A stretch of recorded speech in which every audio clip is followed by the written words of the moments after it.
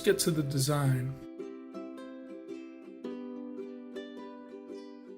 Um, the 10 is a very sleek phone, and not sleek in terms of being very slippery in the hand, but just overall nice design.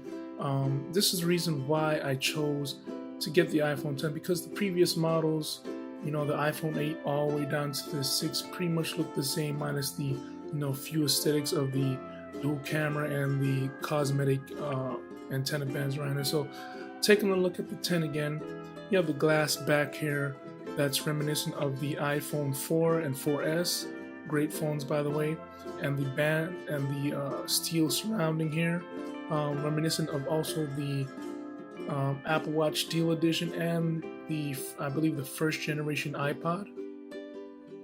And taking a look, you have the dual camera here. On the back, you have nothing there. On the side, you have your SIM injector, your SIM tray, power, and your volume up and down, of course. Let me go ahead and focus on that. And your mute switch right there.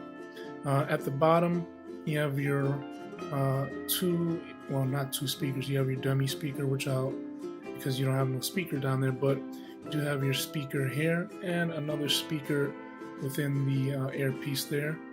Your lightning charger, and so far, speaking of charging, the wireless charger on here, I wish it was a little faster. I know you can get true charging if you have the MacBook Power Brick or MacBook laptop Power Brick, but I don't really feel like spending anywhere between $70 and $100 just to get that. I did buy the Belkin wireless Q charger, and even though Apple updated it to fully take advantage of the 7-watt charging, it's not much of a difference. I'd rather just charge it on the regular dock and get it out the way. There were quite a few times where I left it on the wireless charger and I woke up and it wasn't actually charging at all. So yeah, that kind of sucks. But design wise, great in the hand. It's not as slippery as the previous models, like the 6 through the 8. Easy to grip, whereas the 7 Plus, which I used to have, it felt like it would slip right out of your hand. So this is a pretty much great improvement over that design wise. Performance on the phone,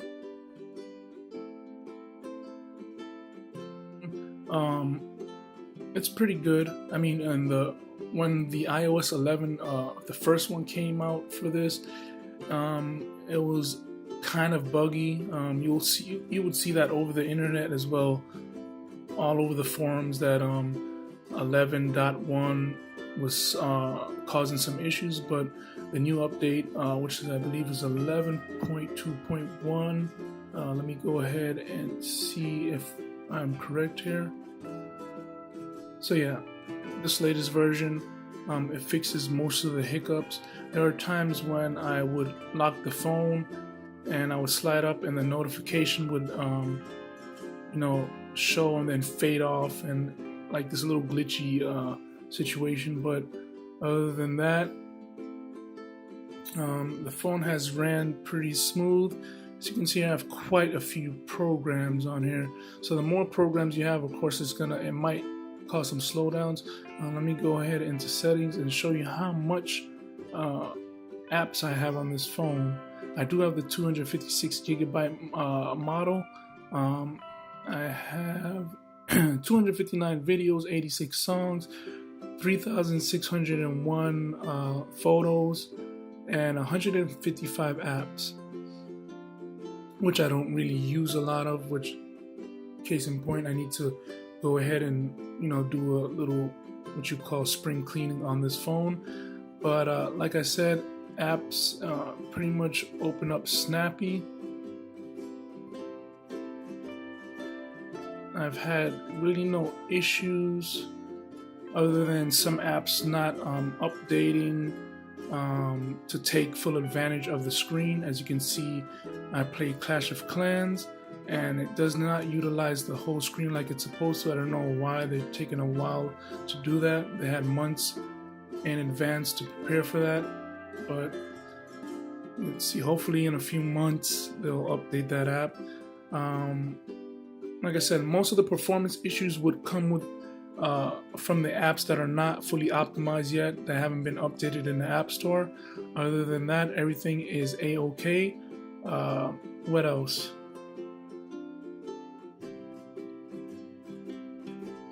And speaking of software glitches, I'm not sure, 100% sure. It might be because of this glass screen protector that I have on my phone. But when I take calls and I hold it up to my ear, the screen would stay black until I tap the top or, press the power button, and it would, finally show the dialer and all that information. So I'm not 100% sure if that's a software issue or this glass screen protector. I do notice that there is some dust particles under there, and it might it might mess up the sensor or whatnot, but I'll take this off and see if that actually changes anything. But like, other than that, I've had really no issues with the software on the iPhone X. Very smooth experience thus far, other than, like I said, the lock screen issue, which is I guess a slight bug, and the blackout of the screen when taking phone calls. Now, next step is the camera and video. Now, if you're an iOS user from the beginning till now, Apple is great with the camera. There are other phones that take better pictures out there, but when it comes to video quality, there's no other phone touching it. The cinematic views when you're recording in 4K, beautiful. The only slight gripe I have, I wish Apple would finally implement stereo mic, so that when you're recording you can hear the surroundings better instead of mono. Because there's quite a few times where I've done unboxing videos with, like, for example, my 7 Plus, and the audio, I had to be really close to the phone just for it to pick up my voice, and which I'm recording on the Note 8, and that has stereo mic. Kudos to Samsung. Apple really needs to add that, hopefully next generation. So in terms of photo, very good. It does what I need to do. Video wise, same thing. Beautiful video, capturing 4K 60 frames per second, which I currently believe is the only phone that does that on the market right now. And yeah, slow-mo I don't really use a lot, so I mean, it is what it is. So let's go on to our next step. Battery wise, I have been averaging between 7 to 8 hours and about maybe 15 to 16 hours on standby. Great battery compared to my 7 Plus. It basically gets me out through the whole day. Now, I wish it were a little better. Fortunately, if you were keeping up with the rumors and news, there will be basically an iPhone X Plus next year. Of course, that's going to hopefully push the iPhone into the 3000 milliamp range, which should hit the spot. The screen will slightly be bigger, 6.5, and I think it will retain the body size of the 7 Plus, 8 Plus ratio, and then with of course the body from up to down, taking up the whole screen basically. So I'm looking forward to seeing that. Like I said, other than that, the battery is a plus. Fifth part of this video. Overall, I think the iPhone X or 10, however you want to call it, is an overall great phone. Now, if you're on the fence of getting the 8, 8 Plus, and the iPhone 10, then if you have the funds to choose either or, I would definitely go with the iPhone 10 in my opinion, because it just stands out. I mean, it's a different design. This is what I've been waiting for.